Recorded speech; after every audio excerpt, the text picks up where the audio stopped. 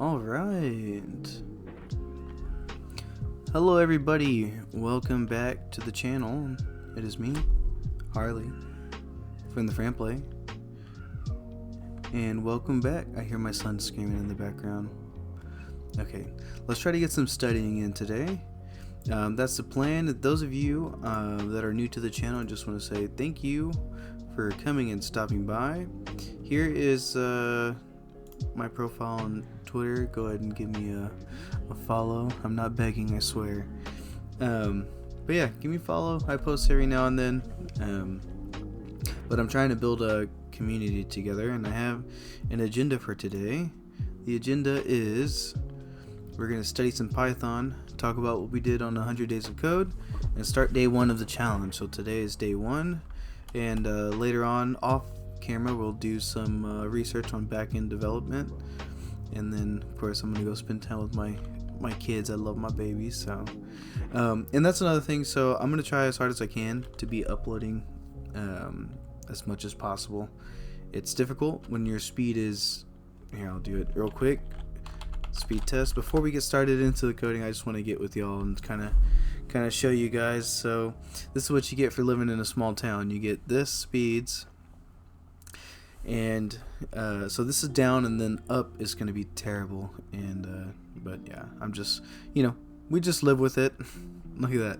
Oh, so it's doing terrible right now, but I can upload like the first Python video that I put up, it was like 180 megabytes, which was actually, I'm like, whoa, that's awesome for recording.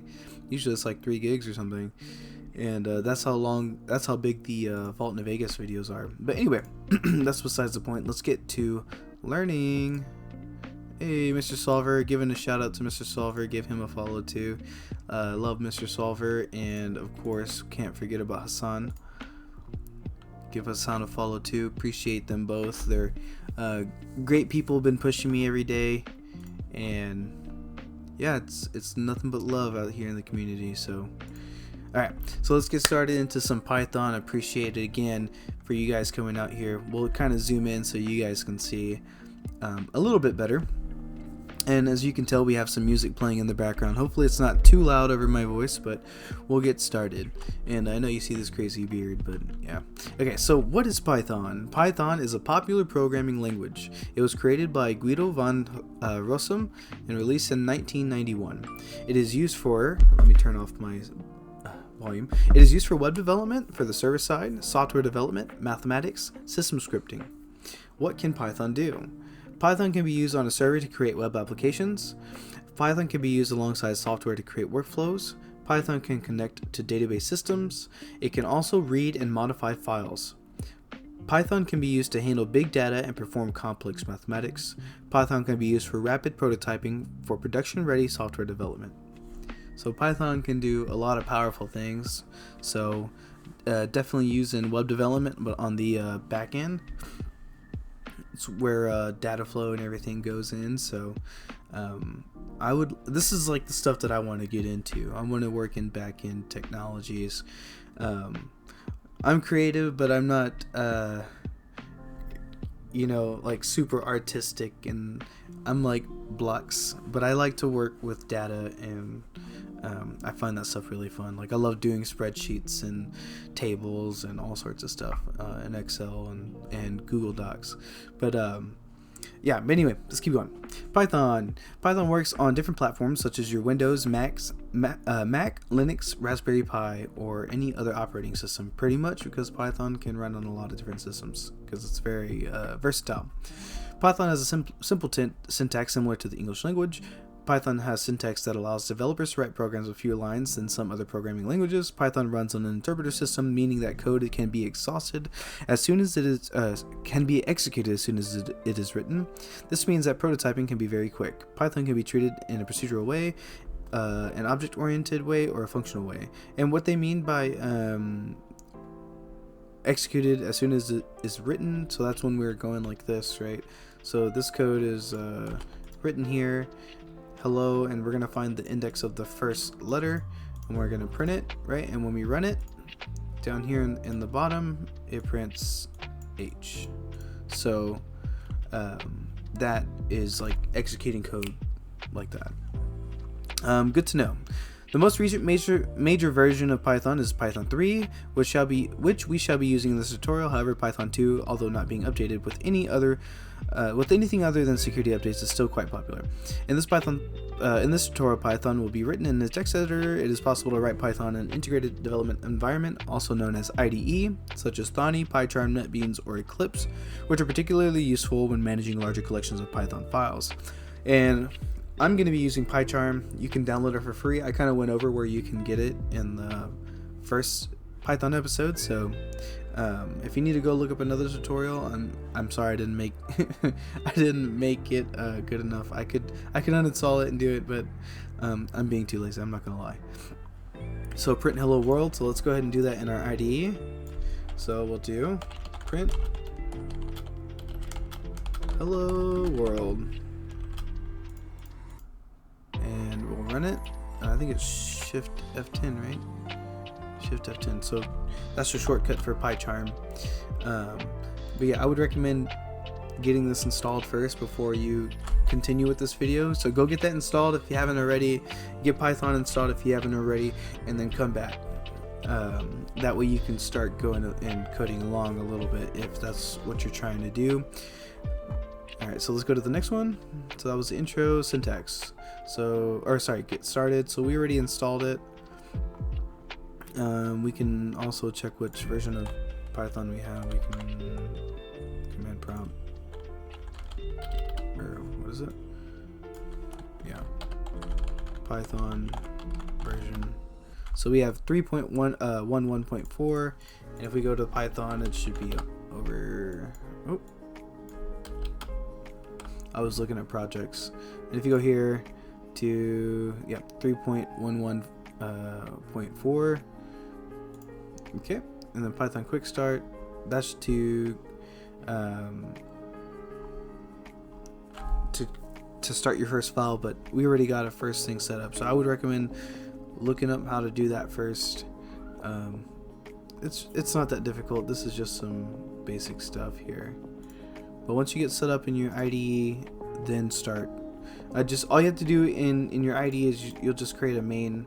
So like once you get this one started up, I called this one whatever, like learning Python, and if you went through the setup and just clicked OK on everything, it would set you up with like a different type of like a starter file. You can delete whatever was in there and just kind of start going down the line.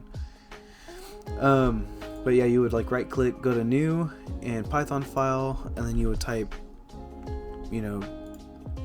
whatever dot, or you can just type like second, hit enter, and then it'll create a second.py. But we're going to delete that one. Yep. Okay. And what does it say? We got a new line, whatever. Okay, so we'll go through some syntax, Python syntax. So we just talked about print hello. As we learned in the previous lesson, Python syntax can be executed by writing directly in the command line, but we're going to be going in a pile. So indentation, in our IDE, Python indentation refers to the spaces at the beginning of a code line, where in other programming languages, indentation in code is for readability only. The indentation in Python is very important. Python uses indentation to indicate a block of code. So this right here, it's an if block, right? Block of code. This is an if block, an if statement. So we're saying if 5 is greater than 2, then we print 5 is greater than 2. And this would bring an error because after an if statement, and if we write here in our code ourselves, right? So 5 is greater than 2. And as soon as we hit enter to go to the next line, it automatically indents it for us right there. I guess it's hard to see. Like, how can I point to it? Anyway, so like, and then you would put your execution, right? So print 5 is greater than 2. Period. And we'll run it. So Shift F10, and 5 is greater than 2 comes in our terminal. Okay. So the number of spaces is up to you as a programmer. The most common is 4, but it has to be at least 1. Oh, so you can indent with 1 space in Python. So instead of hitting tab, you can just do 1 space and it'll still work. So let's try that, right? So we go indentation like that, and then we run it. What happens? Still works. But if we do no indentation, check this out. It's going to print an error. Indentation error. So the IDE will help you with that. Find errors. So this is pretty cool. I like PyCharm already. I'm used to VS Code, so VS Code will throw errors at you and you can figure it out. And this is pretty cool because it's pretty straightforward too. But I'm not going to use VS Code as an IDE for Python. I'm going to use a dedicated Python IDE, which is what PyCharm is.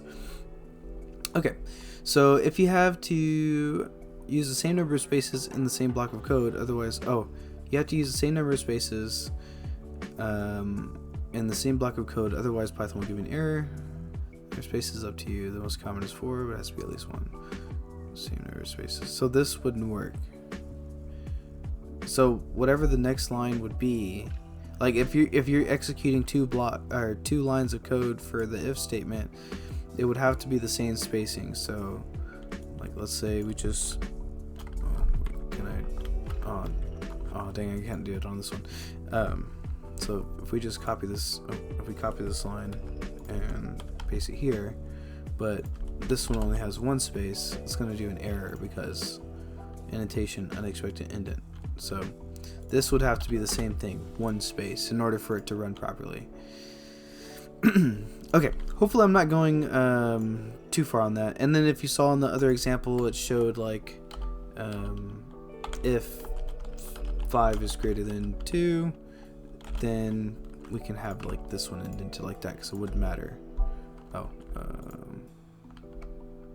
hold on.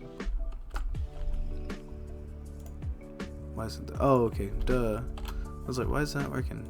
Okay, 5 is greater than 2, so it doesn't matter. It's a separate line, right? You can indent for a separate block, a separate if statement. And then cool thing about this is you can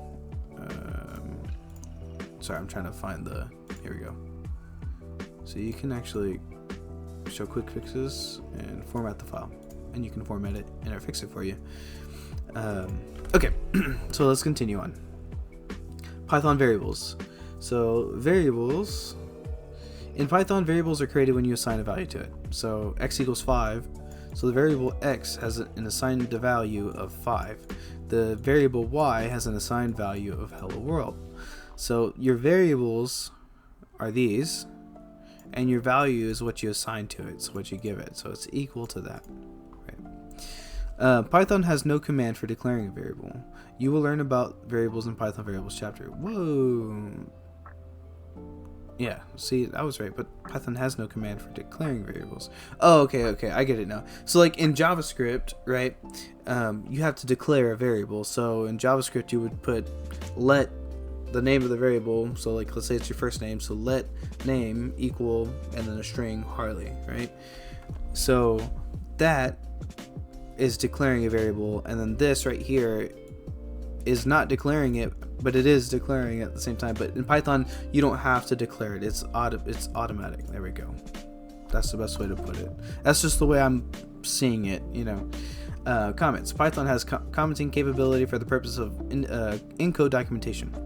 Comments start with a hash, and Python will render the rest of the line as a comment. So we'll put right here as a comment hash, and for this ID you can use the hash key by using Shift and 3, or you can use Control / or the question mark, and it'll do it automatically. So I didn't want to do that, but and you can just keep going like down lines of code like that. That's how I just did as well. But we'll use we'll make one and call it first lines of code from W3, right? So we don't have to, and it doesn't do anything. It doesn't execute. So like, let's say this is all commented out, right? It's not going to execute anything because there's nothing to execute. It's just a comment. Okay, so let's move on. And I know I'm going as I'm trying to go as fast as I can through all of this because I kind of know, I understand this, and I feel like this is pretty self-explanatory to everybody. So we'll just keep going through it and progressing. And does it show our percentage? Oh, whoops, didn't mean to go to profile. Anyway, Python comments. Comments can be used to explain Python code, and this we pretty much just went through it. It's just to make comments. We can put it on the side, on the top. Doesn't matter. Multi-line comments.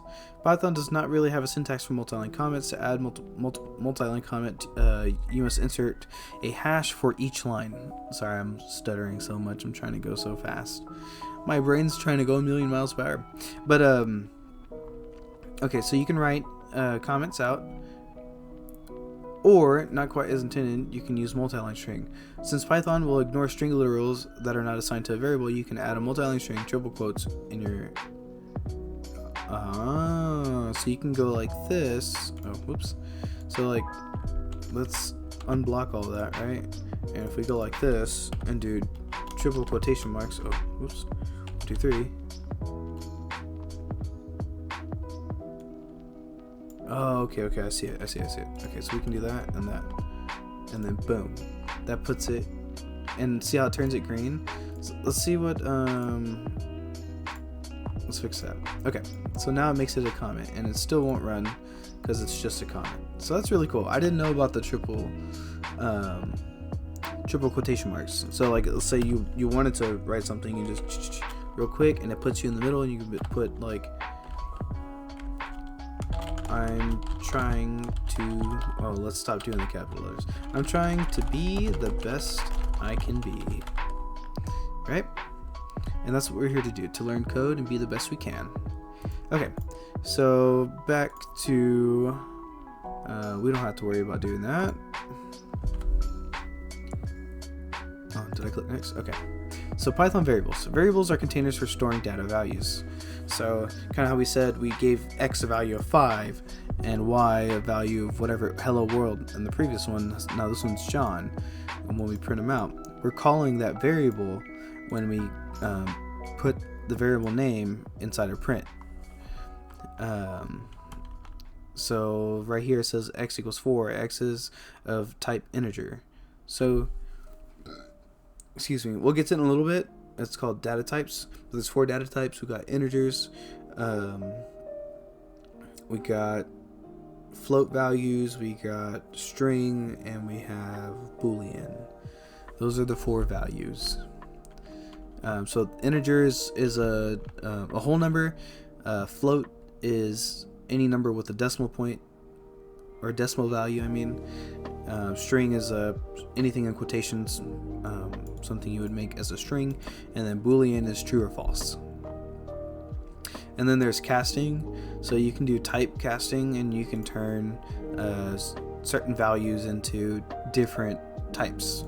So right here we're turning 3 into a string, so X will be that.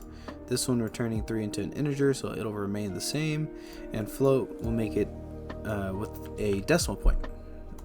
So those are the 3 different type, or that's 3 of the 4. Let's see what else we got. Get the type. You can get the type data, or the data type of variable with the type function. Okay, so let's go ahead and try this out, right? So let's give X equals 4, right? And then we're going to print. And when we print things, it's just so that way we can see what we're executing, you know what I mean? So we can see what we're doing, and that's just the way we're going to do a lot of it from here and until we get into like the major stuff later down the line. So we're going to print, and then we're going to print a type, and what is X, right? So we're going to print the type of X, and it's going to tell us that X is an integer, and then we can also put this in quotation marks, and what would that be? X is a string. And then if we put